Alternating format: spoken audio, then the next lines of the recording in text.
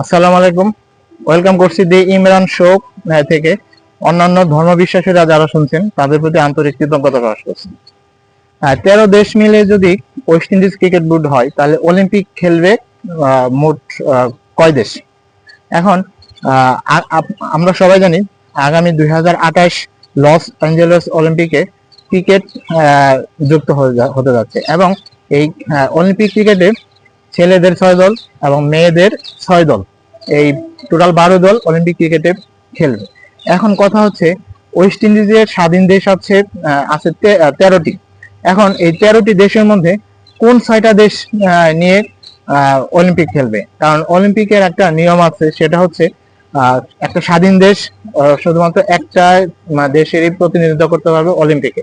সেক্ষেত্রে West Indies cricket board থেকে আইসিসির কাছে মেইল করা হয়েছে যে ওয়েস্ট ইন্ডিজের তরুণ ক্রিকেটারদের যেন এই অলিম্পিকে খেলা থেকে বঞ্চিত করা না হয়। সেক্ষেত্রে এখন আমাদের টেস্ট প্লেয়ার কান্ট্রি আছে 11 থেকে 12টা। এখন এর মধ্যে কোন 6 দেশ মিলে অলিম্পিকে ক্রিকেট খেলবে? যদিও ওয়েস্ট ইন্ডিজে যদি 13টা দেশ হয় তাহলে সেক্ষেত্রে আমরা কোন 6টা দেশকে আইসিসি বেছে নেবে? এটা একটা ঝামেলার মধ্যে হয়ে গেছে এবং আইসিসি এই বিষয়ে কি চিন্তা করছে সেটা আমরা পরবর্তীতে অবশ্যই জানতে পারবো। কিভাবে অলিম্পিকে কোন 6 দলকে নিয়ে খেলাবে সেটাও আমরা জানতে পারবো, কি প্রসেসে করতে হবে।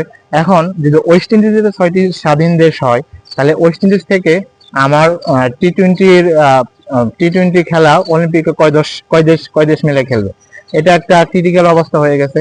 এখন সামনে দেখার বিষয় আইসিসি কোন পরিস্থিতিতে, কিভাবে, কোন ক্যাটাগরি ভিত্তিতে এই অলিম্পিকে ক্রিকেট খেলার দেশগুলোকে সংযুক্ত করে, সেটা এখন দেখার বিষয়। আপনারা কি মনে করেন কিভাবে এই অলিম্পিকে 6 দেশকে বাছাই করা উচিত?